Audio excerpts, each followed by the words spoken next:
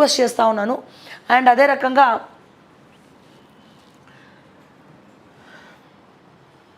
ఒకసారి ఇక్కడ చూసినట్టయితే మాఫీకి మార్గం ఇది. అసలు వడ్డీ కలిపి రైతు కుటుంబానికి 2 లక్షల రుణమాఫీ. వ్యవధి 2018 డిసెంబర్ 12 నుంచి 2023 డిసెంబర్ 9 లబ్ధిదారుల రుణ ఖాతాలకు నగదు బదిలీ పద్ధతిలో జమ. 2 లక్షలకు మించి ఉంటే పై మొత్తాన్ని కూడా రైతులే చెల్లించాలట. ఆ తర్వాత రుణ ఖాతాలకు 2 లక్షల మాఫీ నగదు బదిలీ. యజమాని, భార్య, భర్త, పిల్లలు కలిపి కుటుంబంగా పరిగణలోకి కుటుంబ సభ్యులు నిర్ధారణకు ఆహార భద్రత కార్డు ప్రామాణికం.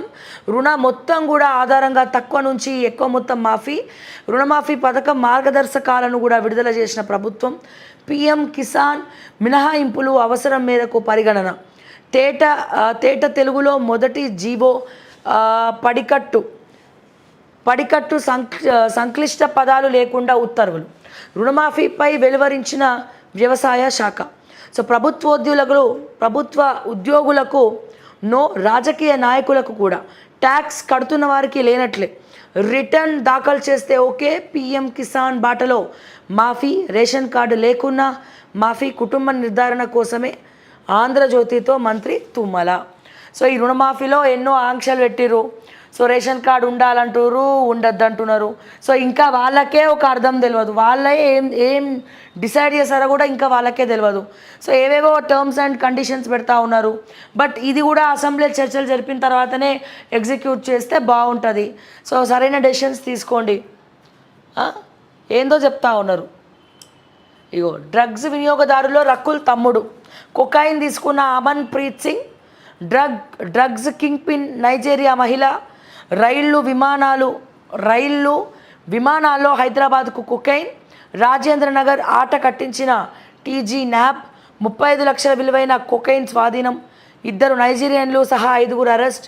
అదుపులో 13 మంది వినియోగదారులు. పరీక్షల్లో 10 మందికి పాజిటివ్. గతంలో డ్రగ్స్ కేసులో రకుల్ ప్రీత్ పేరు సినీ పరిశ్రమలో మళ్ళీ చర్చనీయాంశం. ఇంతకుముందు లబోదిబో అని మొత్తుకున్నాం. అరే డ్రగ్స్ విషయంలో గత ప్రభుత్వంలో ఉన్నప్పుడు ఇదే రకుల్ ప్రీత్ సింగ్ మరి డ్రగ్స్ పేరు బయటికి వచ్చినప్పుడు, దాని తర్వాత ఇంకొంతమంది పేర్లు బయటికి వచ్చినప్పుడు మేము అనేక రకాలుగా మాట్లాడి బయట పెడితే మా పైన కేసులు పెట్టారు. మరి ఇప్పుడు దీనికి సమాధానం ఏం చెప్తారు? చొప్పుతో కొట్టబడి సమాధానం ఇది. సో 33 లక్షల దాదాపు 33 లక్షలకు సంబంధించినటువంటి కొకైన్ స్వాధీనం చేసుకోవడం జరిగింది. సో రకుల్ ప్రీత్ సింగ్ సొంత తమ్ముడే మరి దీంట్లో ఉండడము, అడ్డంగా దొరకడం అనేది చర్చనీయాంశంగా మారింది. సో రకుల్కి కూడా గతంలో దీంతో సంబంధం ఉంది. మరి ఇప్పుడు తను పెళ్లి తర్వాత తీరు మార్చుకుందా, లేకపోతే దీంట్లో ఇట్లాగే కొనసాగుతోందా? అండ్ సినీ పరిశ్రమలను ప్రతిసారి గత ప్రభుత్వం ఈ తలసాని శ్రీనివాస్ యాదవ్ కాపాడిండు. ఇప్పుడు మళ్ళీ వీళ్ళని రేవంత్ రెడ్డి కాపాడుతాడా సినీ పరిశ్రమను? సో తినతో పాటు చాలామంది ఉన్నారు సినిమా పెద్దలు. మొన్న హేమ రేవ్ పార్టీలో దొరికింది, మళ్ళీ ఆమె బెయిల్ ఇచ్చి బయటికి పంపించారు. కొన్ని రోజుల మురుపమ్మ అయింది, ఇట్లా డబ్బులు తీస్తున్నారు, బయటకు వస్తారు. సో మరి ఈయన మీద యాక్షన్ తీసుకుంటారా? మొత్తం దొంగల ముఠాని పట్టుకుంటారా? కేవలం అరెస్ట్ చేసి తర్వాత ఫోన్ కాల్ రాగానే వీళ్ళని వదిలేస్తారా? మీడియాని మేనేజ్ చేస్తారా? వేచి చూద్దాం. మరి వీళ్ళు కూడా గట్లనే ఉన్నారా? మరి ఇట్లాంటి నియత్తి లేని వాళ్ళని ఏం చేయాలి? సినిమాలను అడ్డు పెట్టుకొని అడ్డుగోలుగా పైసలు సంపాదించే ఇటువంటి దరిద్రులను ఏం చేయాలి? యువతను డ్రగ్స్ వైపు ఇటువంటి అడుగులు వేయిస్తున్నటువంటి కీచకులను ఏం చేయాలి? ఇతను ద్వారా హైదరాబాద్లో డ్రగ్స్ సరఫరా అవుతూ ఉంటే ఇతను చాలామందికి విద్యార్థులకు టాప్ మోస్ట్ కాలేజెస్ కూడా సరఫరా చేస్తూ ఉంటే ఎవరికీ తెలియకుండా అమ్ముతూ ఉంటే మరి ఎవరిని అడగాలి? ఏం చేయాలి? ఇటువంటి వాళ్ళను ఎంతమంది జీవితాలను ఇట్లాంటి వాళ్ళు సర్వనాశనం చేస్తున్నారు అనేది ప్రభుత్వం చాలా సీరియస్గా తీసుకోవాలి. మళ్ళీ ఇతను బయటికి వచ్చిండు, ఇతను మీరు అమ్ముడు అయినరు, పైసలు ఇచ్చిర్రు, అందరిని మేనేజ్ చేసిరంటే మాత్రం తస్మాత్ జాగ్రత్త అని చెప్పి మరొకసారి తెలియజేస్తూ ఉన్నాం.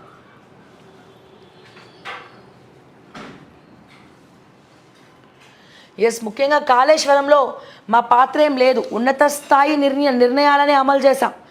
పీసీ ఘోష్ విచారణకు హాజరైన స్మితా సబర్వాల్, జస్టిస్ పిసి ఘోష్ కమిషన్కు రిటైర్డ్ ఐఏఎస్ అధికారుల వివరణ మీరు చెప్పిందంతా కూడా అఫిడవిట్ల రూపంలో సమర్పించండి. అధికారులకు సూచించిన కమిషన్ ఎస్కే జోషి, సోమేష్, రామకృష్ణారావు, రజత్ కుమార్, స్మితా సబర్వాల్ హాజరు. నిప్పులేందే పొగరాదు.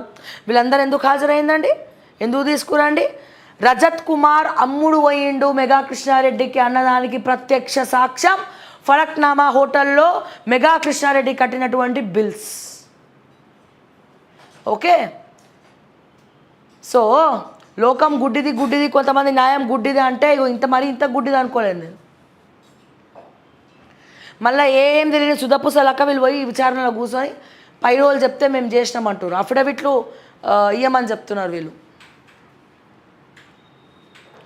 మొన్ననే కదా బయట పెట్టినా, సోమేష్ ఆస్తులు బయట పెట్టినా, రజత్ కుమార్ ఆస్తులు బయట పెట్టినా, నవీన్ మిట్టల్ ఆస్తులు బయట పెట్టినా, దానకిషోర్ ఆస్తులు బయట పెట్టినా. మరి ఏం చేసిరు వాళ్ళని? ఏం చేసిరు? ఇందాక చెప్పట్లే గాదయ్య గారు ఏం చెప్తున్నారు? ఎన్ఓసీలు ఇచ్చి నవీన్ మిట్టల్ పబ్బం గడిపించుకుంటున్నట్టు ఈ గవర్నమెంట్ తోటి.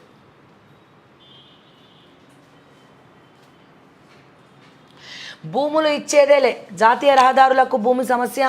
1442 కిలోమీటర్ల రహదారుల నిర్మాణానికి 8199 హెక్టార్ల భూమి అవసరం. ఎన్హెచ్ఏఐకి అందించి 3859 హెక్టార్లే. 4340 హెక్టార్ల సేకరణ పెండింగ్. 7 జిల్లాల్లో రహదారుల పనుల జాప్యం. వేగిరానికి రాష్ట్ర ప్రభుత్వానికి విజ్ఞప్తి. ఎవడన్నా ఇస్తాడా? గతంలో మల్లన్న సాగరు, రంగనాయక సాగర్ భూములు గుంజుకుర్రు, వాళ్ళని రోడ్డు పాలు చేసిర్రు. అండ్ తర్వాత అబ్దుల్లాపూర్ మెట్, బండరావిరాల, చిన్నరావిరాల కాంగ్రెస్ అధికారంలో ఉన్నప్పుడు వాళ్ళ దగ్గర భూములు తీసుకొని పైసలు ఎగనామం పెట్టింది. పైసలు ఇవ్వలేదు. అక్రమ మైనింగ్, క్రషర్లు అన్నీ జరిగి వాళ్ళ ప్రాణాలతో ఆడుకుంటున్నారు. గత ప్రభుత్వంతో కూడా వాళ్ళ 10 ఏళ్ల నుంచి రోడ్ల మీద కూర్చొని కొట్లాడినరు.